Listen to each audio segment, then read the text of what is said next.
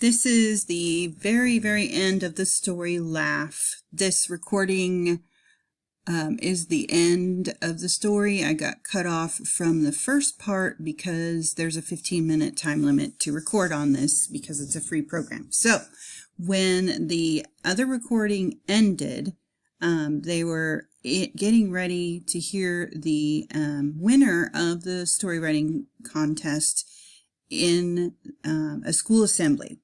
And so I'm going to start reading again from the top of this page right up here.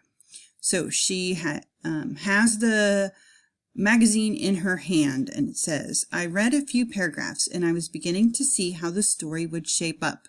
But before I got any further, the magazine disappeared from my hand. So I didn't finish reading the story. I didn't reach the end where the name of the winning writer was printed. That night I stayed up very late to write down what I remembered of the story. It was a neat plot, and I could see why it was the winner.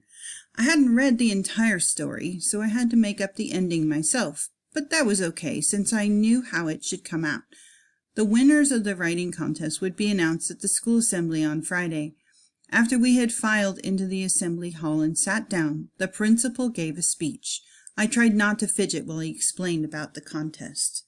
Suddenly I was struck by a dreadful thought. Somebody in my class had written the winning story, the one I had copied. Wouldn't that person be declared the winner instead of me? The principal started announcing the winners. I chewed my knuckles in an agony of suspense as I waited to see who would be announced as the winner in my class. Slowly the principal began with the lowest grade. Each winner walked in slow motion to the stage, while the principal slowly explained why the story was good. At last, he came to our grade. The winner is... He stopped, slowly got out of his handkerchief, and slowly blew his nose. Then he cleared his throat. The winning story is Around and Around by Angela Tang. I sat like a stone, unable to move. Peter nudged me. Go on, Angela. They're waiting for you. I got up and walked to the stage in a daze. The principal's voice seemed to be coming from far, far away as he told the audience that I had written a science fiction story about time travel. The winners each got a notebook bound in imitation leather for writing more stories. Inside the cover of the notebook was a ballpoint pen, but the best prize was having my story in the school magazine with my name printed at the end. Then why didn't I feel good about winning?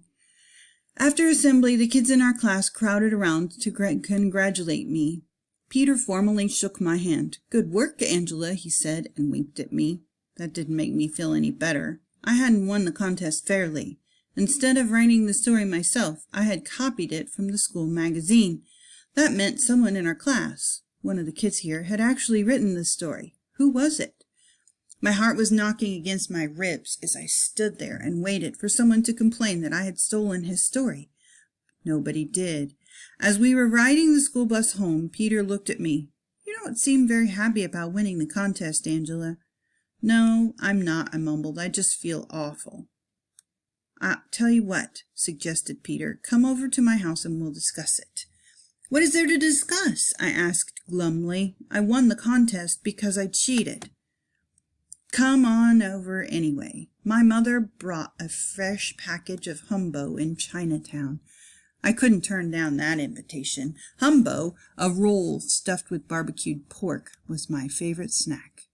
Peter's mother came into the kitchen while we were munching, and he told her about the contest. Mrs. Liu looked pleased. I'm very glad, Angela. You have a terrific imagination, and you deserve to win.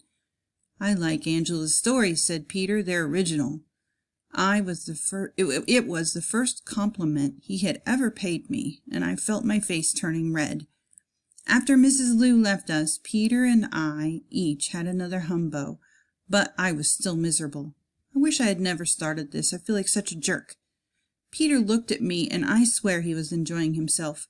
If you stole another student's story, why didn't that person complain? I don't know, I wailed. Think, said Peter. You're smart, Angela. Come on, figure it out. Me? Smart? I was so overcome to hear myself called smart by a genius like Peter that I just stared at him. He had to repeat himself. Figure it out, Angela. I tried to concentrate. Why was Peter looking so amused? The light finally dawned. Got it, I said slowly. I'm the one who wrote the story. The winning story is your own, Angela, because that's the one that won. My head began to go round and around. But where did the original idea for the story come from? What made the plot so good? Asked Peter. His voice sounded unsteady. Well, in my story, my character used a time machine to go forward in time. Okay, whose idea was it to use a time machine? It was mine, I said slowly. I remembered the moment when the idea had hit me with a boing. So you stole from yourself, sputtered Peter. He started to roar with laughter. I had never seen him break down like that. At this rate, he might wind up being human. When he could talk again, he asked me to read my story to him. I began. In the movies, geniuses have frizzy bright hair, right? They wear thick glasses and have names like Dr. Zweistein. And that's the end of that story.